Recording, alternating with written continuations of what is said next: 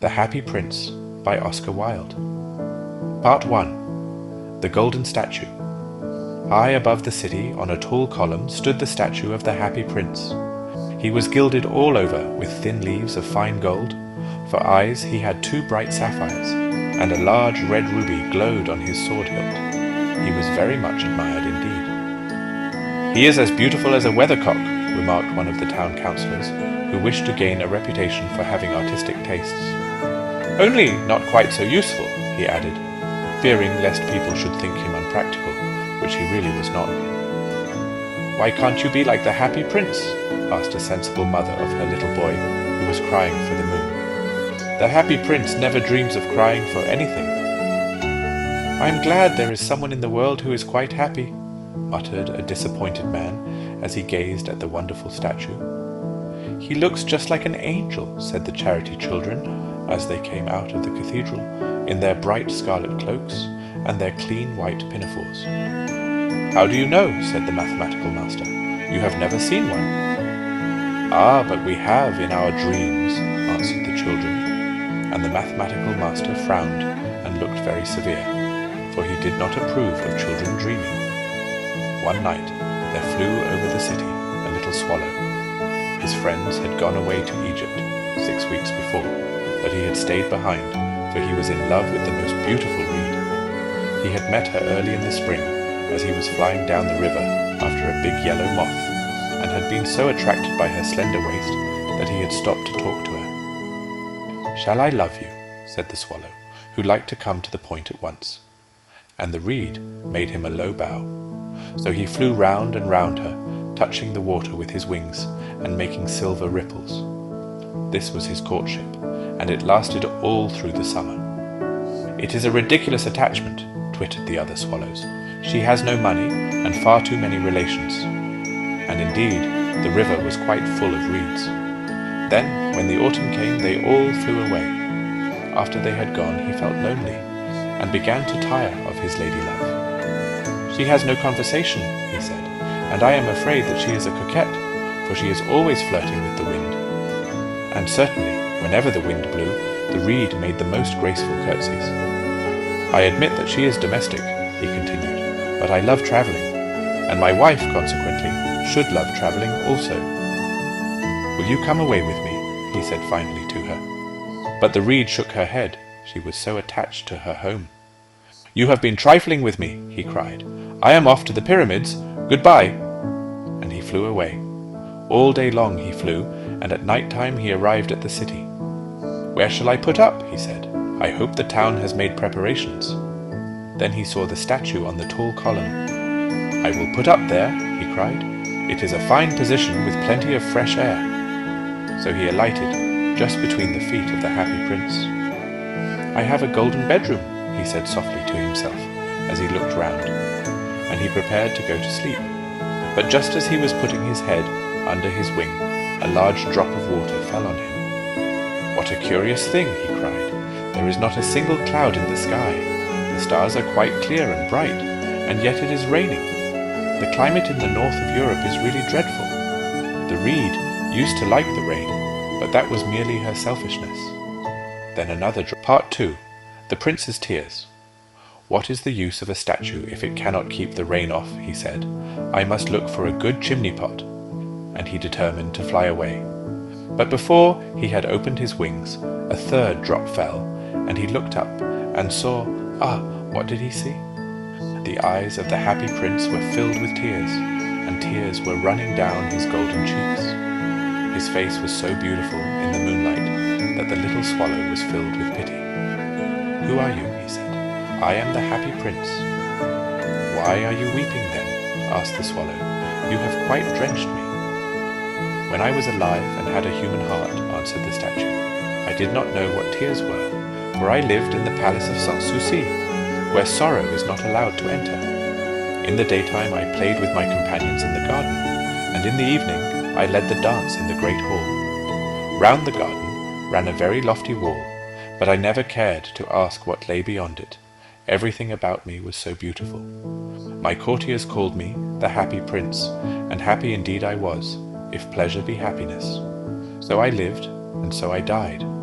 And now that I am dead, they have set me up here so high that I can see all the ugliness and all the misery of my city. And though my heart is made of lead, yet I cannot choose but weep." "What? Is he not solid gold?" said the swallow to himself. He was too polite to make any personal remarks out loud. "Far away," continued the statue in a low musical voice, "far away in a little street there is a poor house. One of the windows is open, and through it I can see a woman seated at a table. Her face is thin and worn, and she has coarse red hands, all pricked by the needle, for she is a seamstress. She is embroidering passion flowers on a satin gown for the loveliest of the Queen's maids of honour to wear at the next court ball. In a bed in the corner of the room, her little boy is lying ill. He has a fever and is asking for oranges. His mother has nothing to give him but river water, so he is crying. 'Swallow, swallow, little swallow, will you not bring her the ruby out of my sword hilt? My feet are fastened to this pedestal, and I cannot move.' 'I am waited for in Egypt,' said the swallow. 'My friends are flying up and down the Nile and talking to the large lotus flowers. Soon they will go to sleep in the tomb of the great king. The king is there himself in his painted coffin. He is wrapped in yellow linen and embalmed with spices. Round his neck is a chain of pale green jade, and his hands are like withered leaves.' 'Swallow, swallow, little swallow,' said the prince, 'will you not stay with me for one night and be my messenger? The boy is so thirsty and the mother so sad.' 'I don't think I like boys,' answered the swallow. 'Last summer, when I was staying on the river, there were 2 rude boys, the miller's sons, who were always throwing stones at me. They never hit me, of course. We swallowed.' Part 3. The First Sapphire. 'Thank you, little swallow,' said the prince. So the swallow picked out the great ruby from the prince's sword and flew away with it in his beak over the roofs of the town. He passed by the cathedral tower, where the white marble angels were sculptured. He passed by the palace and heard the sound of dancing. A beautiful girl came out on the balcony with her lover. 'How wonderful the stars are,' he said to her, 'and how wonderful is the power of love.' 'I hope my dress will be ready in time for the state ball,' she answered. 'I have ordered passion flowers to be embroidered on it, but the seamstresses are so lazy.' He passed over the river and saw the lanterns hanging to the masts of the ships. At last he came to the poor house and looked in. The boy was tossing feverishly on his bed, and the mother had fallen asleep, she was so tired. In he hopped and laid the great ruby on the table beside the woman's thimble. Then he flew gently round the bed, fanning the boy's forehead with his wings. 'How cool I feel,' said the boy. 'I must be getting better.' And he sank into a delicious slumber. Then the swallow flew back to the happy prince and told him what he had done. 'It is curious,' he remarked, 'but I feel quite warm now, although it is so cold.' 'That is because you have done a good action,' said the prince. And the little swallow began to think, and then he fell asleep. Thinking always made him sleepy. When day broke, he flew down to the river and had a bath. 'What a remarkable phenomenon,' said the professor of ornithology as he was passing over the bridge. 'A swallow in winter!' And he wrote a long letter about it to the local newspaper. Everyone quoted it. It was full of so many words that they could not understand. 'Tonight I go to Egypt,' said the swallow, and he was in high spirits at the prospect. He visited all the public monuments and sat a long time on top of the church steeple. Wherever he went, the sparrows chirruped and said to each other, 'What a distinguished stranger!' So he enjoyed himself very much. When the moon rose, he flew back to the happy prince. 'Have you any commissions for Egypt?' he cried. 'I am just starting.' 'Swallow, swallow, little swallow.' Part 4. The Blind Prince. 'I am waited for in Egypt,' answered the swallow. 'Tomorrow my friends will fly up to the second cataract. The river horse couches there among the bulrushes, and on a great granite throne sits the god Memnon. All night long he watches the stars, and when the morning star shines, he utters one cry of joy, and then he is silent. At noon, the yellow lions come down to the water's edge to drink. They have eyes like green beryls, and their roar is louder than the roar of the cataract. "Swallow, swallow, little swallow," said the prince. "Far away across the city I see a young man in a garret. He is leaning over a desk covered with papers, and in a tumbler by his side there is a bunch of withered violets. His hair is brown and crisp, and his lips are red as a pomegranate, and he has large and dreamy eyes. He is trying to finish a play for the director of the theatre, but he is too cold to write any more. There is no fire in the grate, and hunger has made him faint. I will wait with you one night longer," said the swallow, who really had a good heart. "Shall I take him another ruby?" "Alas, I have no ruby now," said the prince. "My eyes are all that I have left. They are made of rare sapphires, which were brought out of India 1,000 years ago. Pluck out one of them and take it to him. He will sell it to the jeweler and buy food and firewood and finish his play." "Dear prince," said the swallow, "I cannot do that," and he began to weep. "Swallow, swallow, little swallow," said the prince, "do as I command you." So the swallow plucked out the prince's eye and flew away to the student's garret. It was easy enough to get in, as there was a hole in the roof. Through this he darted and came into the room. The young man had his head buried in his hands, so he did not hear the flutter of the bird's wings, and when he looked up he found the beautiful sapphire lying on the withered violets. "I am beginning to be appreciated," he cried. "This is from some great admirer. Now I can finish my play," and he looked quite happy. The next day the swallow flew down to the harbour. He sat on the mast of a large vessel and watched the sailors hauling big chests out of the hold with ropes. "Heave ahoy!" they shouted as each chest came up. "I am going to Egypt!" cried the swallow. But nobody minded, and when the moon rose he flew back to the happy prince. "I am come to bid you goodbye," he cried. Part 5. The City Below. "Swallow, swallow, little swallow," said the prince, "will you not stay with me one night longer?" "It is winter," answered the swallow, "and the chill snow will soon be here. In Egypt the sun is warm on the green palm trees, and the crocodiles lie in the mud and look lazily about them. My companions are building a nest in the temple of Baalbec, and the pink and white doves are watching them and cooing to each other. Dear prince, I must leave you, but I will never forget you, and next spring I will bring you back 2 beautiful jewels in place of those you have given away. The ruby shall be redder than a red rose, and the sapphire shall be as blue as the great sea." "In the square below," said the happy prince, "there stands a little match girl. She has let her matches fall in the gutter, and they are all spoiled. Her father will beat her if she does not bring home some money, and she is crying. She has no shoes or stockings, and her little head is bare. Pluck out my other eye and give it to her, and her father will not beat her." "I will stay with you one night longer," said the swallow, "but I cannot pluck out your eye. You would be quite blind then." "Swallow, swallow, little swallow," said the prince, "do as I command you." So he plucked out the prince's other eye and darted down with it. He swooped past the match girl and slipped the jewel into the palm of her hand. "What a lovely bit of glass!" cried the little girl, and she ran home, laughing. Then the swallow came back to the prince. "You are blind now," he said, "so I will stay with you always." "No, little swallow," said the poor prince, "you must go away to Egypt." Part 6. The Last Winter. "I will stay with you always," said the swallow, and he slept at the prince's feet. All the next day he sat on the prince's shoulder and told him stories of what he had seen in strange lands.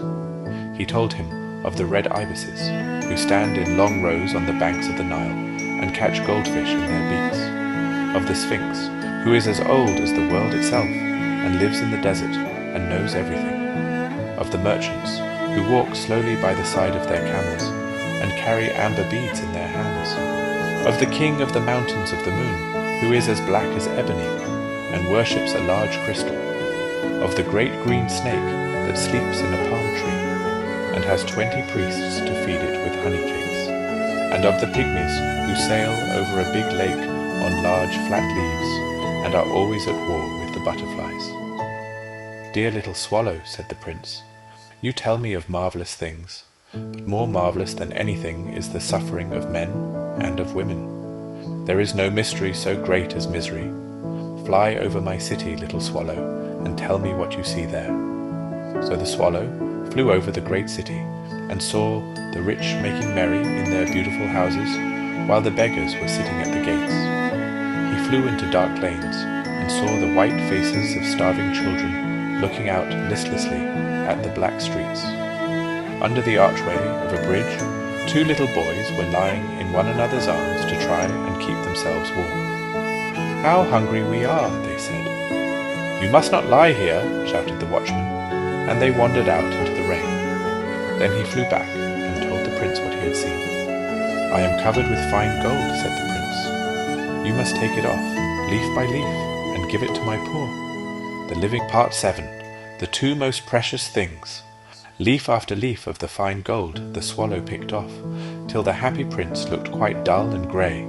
Leaf after leaf of the fine gold he brought to the poor, and the children's faces grew rosier, and they laughed and played games in the street. "We have bread now," they cried. Then the snow came, and after the snow came the frost. The streets looked as if they were made of silver. They were so bright and glistening. Long icicles like crystal daggers hung down from the eaves of the houses. Everybody went about in furs, and the little boys wore scarlet caps and skated on the ice. The poor little swallow grew colder and colder, but he would not leave the prince. He loved him too well. He picked up crumbs outside the baker's door when the baker was not looking, and tried to keep himself warm by flapping his wings. But at last he knew that he was going to die. He had just strength to fly up to the prince's shoulder once more. "Goodbye, dear prince," he murmured. "Will you let me kiss your hand?" "I am glad that you are going to Egypt at last, little swallow," said the prince. "You have stayed too long here. But you must kiss me on the lips, for I love you." "It is not to Egypt that I am going," said the swallow. "I am going to the house of death. Death is the brother of sleep, is he not?" And he kissed the happy prince on the lips, and fell down dead at his feet. At that moment, a curious crack sounded inside the statue, as if something had broken. The fact is that the leaden heart had snapped right in two. It certainly was a dreadfully hard frost. Early the next morning, the mayor was walking in the square below, in company with the town councillors. As they passed the column, he looked up at the statue. "Dear me, how shabby the happy prince looks," he said. "How shabby indeed," cried the town councillors, who always agreed with the mayor, and they went up to look at it. "The ruby has fallen out of his sword, his eyes are gone, and he is golden no longer," said the mayor. "In fact, he is little better than a beggar." "Little better than a beggar," said the town councillors. "And here is actually a dead bird at his feet," continued the mayor. "We must really issue a proclamation that birds are not to be allowed to die here." And the town clerk made a note of the suggestion. So they pulled down the statue of the happy prince. "As he is no longer beautiful, he is no longer useful," said the art professor at the university. Then they melted the statue in a furnace, and the mayor held a meeting of the corporation to decide what was to be done with the metal. "We must have another statue, of course," he said, "and it shall be a statue of myself." "Of myself," said each of the town councillors, and they quarrelled. When I last heard of them, they were quarrelling still. "What a strange thing," said the overseer of the workmen at the foundry. "This broken lead heart will not melt in the furnace. We must throw it away." So they threw it on a dust heap, where the dead swallow was also lying. "Bring me the 2 most precious things in the city," said God to one of his angels. And the angel brought him the leaden heart and the dead bird. "You have rightly chosen," said God, "for in my garden of paradise this little bird shall sing for evermore, and in my city of gold the happy prince shall praise me."